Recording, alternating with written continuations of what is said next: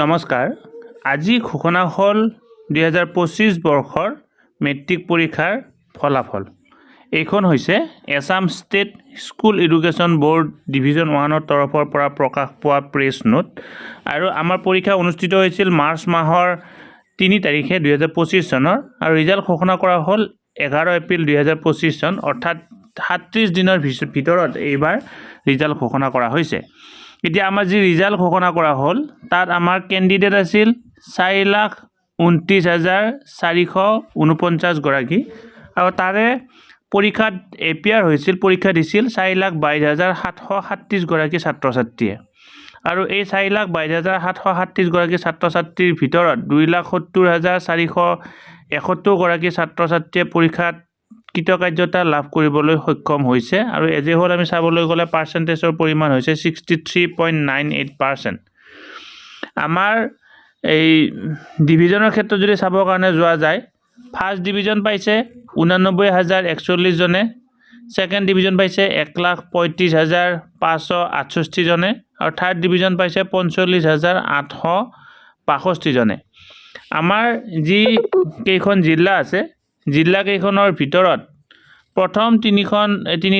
তিনিটা স্থান লাভ কৰা জিলা কেইখন হৈছে শিৱসাগৰ জিলা 85.55% ছাত্ৰ ছাত্ৰী এই জিলাখনৰ পৰা উত্তীৰ্ণ হৈছে দ্বিতীয়তে হৈছে ডিব্ৰুগড় জিলা 81.10% ছাত্ৰ ছাত্ৰী এই জিলাখনৰ পৰা উত্তীৰ্ণ হৈছে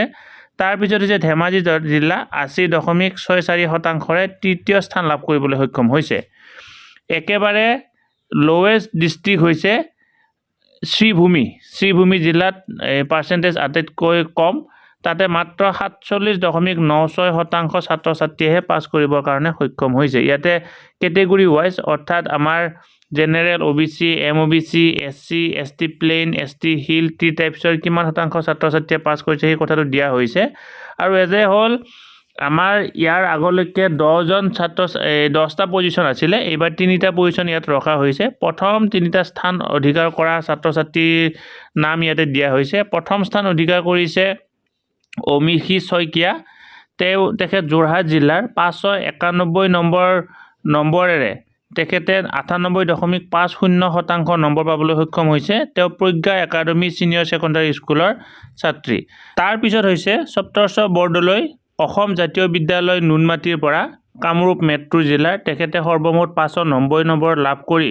98.33% নম্বৰ পাবলৈ সক্ষম হৈছে তাৰ পিছত হৈছে Anirban Borgohain Pragya academy senior secondary school Jorhat 589 নম্বৰেৰে 98.17% নম্বৰ পাবলৈ সক্ষম হৈছে অৰ্থাৎ প্ৰজ্ঞা একাডেমী সিনিয়ৰ সেকেন্ডাৰী বিদ্যালয়ৰ পৰা প্ৰথম আৰু তৃতীয় স্থান লাভ কৰিবৰ কাৰণে সক্ষম হৈছে গতিকে এয়া হৈছে আমাৰ 2025 বৰ্ষৰ এই মেট্ৰিকৰ ফলাফল আমি আশা কৰিম পৰৱৰ্তী পৰ্যায়ত ছাত্ৰ ছাত্ৰীসকলে ইয়াতকৈ ভাল ফল দেখুৱাবলৈ সক্ষম হ'ব ধন্যবাদ ষ্টুডেন্টস কুইন এছাম নামৰ ইউটিউব চেনেলটোৰ জৰিয়তে আমি ছাত্ৰ ছাত্ৰীৰ কাৰণে বিভিন্ন ধৰণৰ শিক্ষামূলক ভিডিঅ' লগতে পৰীক্ষা উপযোগী ভিডিঅ' প্ৰস্তুত কৰিবৰ কাৰণে চেষ্টা কৰোঁ তোমালোকে যদি আজি প্ৰথমবাৰৰ কাৰণে এই চেনেলটো চাইছা অনুগ্ৰহ কৰি চেনেলটো সাবস্ক্ৰাইব কৰিবা আৰু ওচৰতে থকা বেল আইকনটো প্ৰেছ কৰি অল নটিফিকেশন কৰি থৈ দিবা